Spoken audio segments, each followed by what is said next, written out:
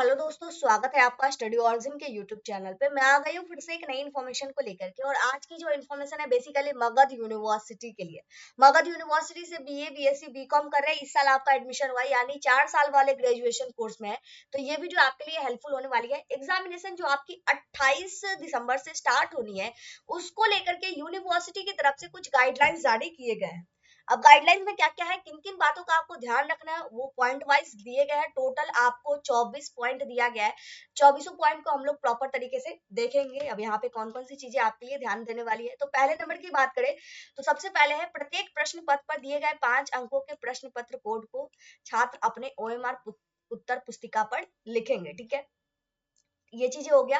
आपको कोड दिया रहता है हर क्वेश्चन पे ना, मतलब आपको जो भी क्वेश्चन मिलेगा उस पे कोड दिया रहेगा। उस कोड को आपको अपने ओएमआर पेपर पे लिखना है। उसके बाद आपका जो भी एग्जाम का टाइमिंग है उससे आधा घंटा पहले एग्जामिनेशन सेंटर पे पहुंच जाना है। तीसरा पॉइंट है कि अपने साथ कोई भी ओरिजिनल पहचान पत्र, जिसे आप अभी आधार कार्ड में सबके पास होता है, तो वो आप अपने पास रख लीजिएगा। Otherwise voter card, driving licence भी चलेगा, इनमें से कोई एक है लाना कंपलसरी है। अदरवाइज आपको एग्जामिनेशन में बैठने नहीं दिया जाएगा। तो ये चीजें हो गई। अगले पॉइंट्स की बात करें तो परीक्षा एक स्टार्ट होने के आधे घंटे बाद आपको परीक्षा कक्ष में जाने नहीं दिया जाएगा। यानी अगर आप लेट हो जाते हैं, आधा घंटा लेट हो, मतलब 10, 15, 20, 25 मिनट लेट होते हैं, इट्स ओके, आपको अंदर जाने दिया जाएगा। लेकिन आधा घंटा कंप्लीट हो जाने के बाद आपको एग्जामिनेशन हॉल में एंट्री नहीं मिलेगी। तो ये आप श्योर कर लीजिए, आप डिले मत कीजिएगा पहुंचने में। चौथा पॉइंट इसी तरीके का है। पांचवें पॉइंट की बात करें, परीक्षा का समय समाप्त हो जाते ही अथवा लिखना समाप्त करने पर परीक्षार्थी को अपने उत्तर पुस्तिका का प्रधान निरीक्षक को देना होगा। किसी भी दशा में उत्तर पुस्तिका डेस्क पर नहीं छोड़ना है और ना ही उसे परीक्षा भवन से बाहर ले जाना है। ठीक है, तो ये तो कंपलसरी है। हर क्वेश्चन, हर एग्जामिनेशन में होता है कि आपको एग्जामिनेशन हॉल से बाहर क्वेश्चन नहीं ले, सॉरी, आंसर कॉपी नहीं ले जानी होती है। और आंसर कॉपी को आपको डेस्क पे नहीं छोड़ना है, जहां मतलब जो इन्विजिलेटर होते हैं, जो कॉपी सबमिट करते हैं, उनके पास जाकर के मतलब जमा करना है, या फिर वो तो खुद ही आकर के सबमिट करवा लेते हैं। छठे टॉपिक्स की बात करें तो यहाँ पे है, जो उत्तर पुस्तिका एक बार सौंपी जा चुकी है वो किसी भी दशा में परीक्षार्थी को नहीं लौटाई जाएगी। एक बार आप जमा कर दिए कॉपी को तो उसके बाद आपको वो रिटर्न नहीं मिलेगा। साथ में टॉपिक्स की बात करें तो प्रत्येक परीक्षार्थी के लिए एक सीट दिया जा रहेगा। आपको अपना मतलब सीट अलॉट किया जाएगा, जहाँ पे आपके मतलब संख्या वगैरह लिखी रहेगी। तो वो जो आपको सीट अलॉट किया जाएगा उसी स्थान पे बैठना है। आठवां पॉइंट इसी को डिनोट करता है। ठीक है, 2 पॉइंट एक ही में लिखिए।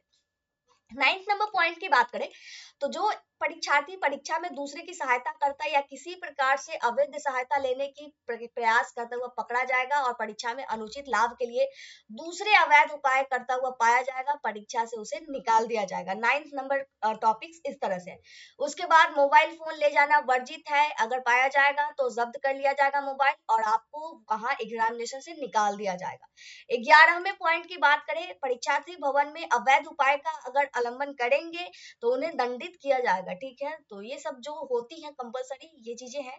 उसके बाद उत्तर लिखना स्टार्ट करने से पहले परीक्षार्थी के लिए अपने उत्तर पुस्तिका के आवरण, जो मेन पेज है, उस पे अपना सेंटर, नामांकन, पंजीयन संख्या, ये सभी लिखना कंपलसरी है। परंतु परीक्षार्थी को अपना नाम नहीं लिखना है। ये चीजें आप यहीं पे नोट कर लीजिए, आपको आंसर कॉपी पे अपना नाम नहीं लिखना है। 13वें टॉपिक्स की बात करें, चेतावनी दी जाती है कि जिस उत्तर पुस्तिका पर केंद्र, नामांकन और पंजीयन संख्या स्पष्ट रूप से नहीं लिखी हो उसे चेक नहीं किया जाएगा। तो सबसे पहले आंसर लिखने से पहले, ये तो हड़बड़ होता है ना कि आपको आंसर लिखने से पहले आपका मेन पेपर जो है उसे प्रॉपर तरीके से भर लेना है, सारा डिटेल्स। अदरवाइज वही जब सही से नहीं हुआ तो आप कितना भी लिख ले, डजेंट मैटर, फिर तो कॉपी चेक ही नहीं हो पाएगी ना।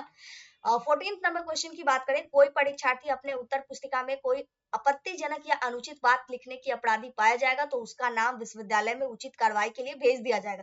जैसे कई कई स्टूडेंट होते हैं ना, जो लिख देते हैं ये कर दीजिए, वो कर दीजिए, पास कर दीजिए, तो उस तरीके से नहीं करना है। प्रॉपर तरीके से आंसर लिखना है। आंसर कॉपी आंसर लिखने के लिए होती है, कोई और चीजें लिखने के लिए नहीं होती है।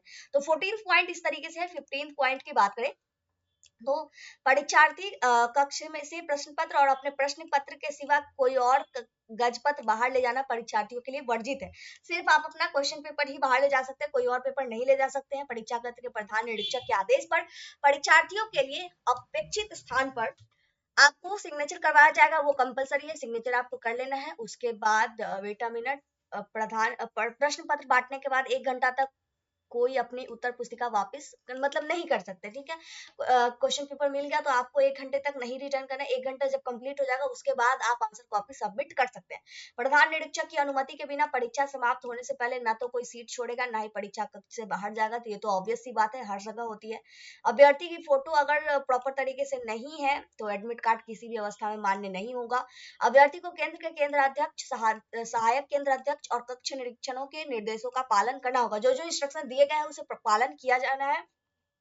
अभ्यर्थी अपनी उत्तर पुस्तिका कक्ष निरीक्षक के हाथों में सौंपे बिना परीक्षा कक्ष के बाहर नहीं जाएगा, ये तो बात की शुरू में ही बताया गया है। मोबाइल, कोई भी चिट वगैरह जो कहते हैं, पाठ्य पुस्तक, सहायक पुस्तक, मोबाइल, कैलकुलेटर, ये सब नहीं लाना है। अगर लाया जाएगा तो जो भी नियम का पालन नहीं करने की वजह से जो भी जो आपको पनिशमेंट मिलनी है वो मिलेगी, ठीक है।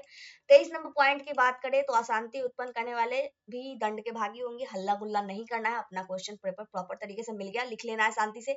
बिना मास्क फेस कवर के अभ्यर्थियों को परीक्षा कक्ष में बैठने की अनुमति नहीं होगी। तो ये इस तरह से 24 पॉइंट दिए गए हैं। 24 पॉइंट का पालन करते हुए आपको अपना एग्जामिनेशन देना है। आई होप अब सभी चीजें आपके लिए क्लियर है।